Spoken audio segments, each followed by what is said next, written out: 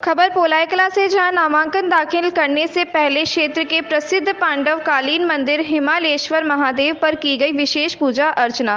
विधायक कुणाल चौधरी के द्वारा पूर्व में भी की गई थी यहां पर विशेष पूजा अर्चना। क्षेत्र के अति प्रसिद्ध पांडवकालीन ही हिमालेश्वर धाम महादेव मंदिर मोरटा केवड़ी पर आज विधायक व कांग्रेस प्रत्याशी कुणाल चौधरी के द्वारा विशेष पूजा अर्चना करके बाबा का रुद्र अभिषेक कर आशीर्वाद लिया गया।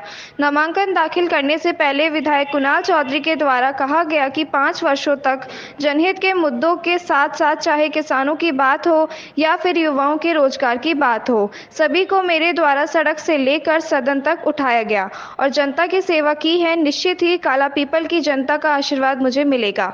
कमलनाथ जी की 15 महीने की सरकार के द्वारा कहीं न कहीं किसान कर्ज माफी के साथ साथ गौशाला पेंशन, कन्याओं के विवाह के 51,000 रुपए से लेकर के सभी मुद्दों को हल करने की कोशिश की गई, परंतु कुछ गद्दारों के द्वारा कमलनाथ जी की सरकार को गिरा दिया गया। एक बार फिर प्रदेश में 11 वचनों के साथ में प्रदेश की जनता का आशीर्वाद लेने के लिए पूर्ण बहुमत से प्रदेश में कमलनाथ जी की सरकार बनने जा रही है।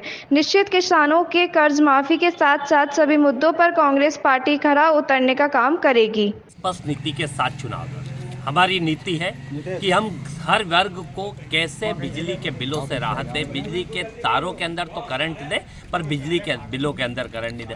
हमारी स्पष्ट नीति है कि किसान का हम कर्जा माफ़ करेंगे, किसान के मोटरों के बिल हाफ करेंगे, किसान को 2600 रुपये कुंटल गेहूं खरीदने का और 2500 रुपये कुंटल धान खरीदने। जो कुटी आती है उसमें 2.5 लाख रुपये ग्रामीण में प्रावधान करने का काम करेंगे। बेटियों की शादी की 1,01,000 करने का काम करेंगे। वही हर वर्ग को कैसे राहत मिले, उन महिलाएं जिनके लिए 1,000 रुपये कुछ को देते हैं, कुछ को छोड़ देते हैं, सबको 1,500 रुपये देने का काम करेंगे। कांग्रेस की नीति और नीयत स्पष्ट है। गरीब के लिए, मजदूर के लिए, किसान के लिए, महिलाओं के लिए, युवाओं के लिए, व्यापारियों के लिए, किसानों के लिए, हर वर्ग के लिए नीति है। और वहीं भारतीय जनता पार्टी की ना तो कोई नीति है ना नीयत है।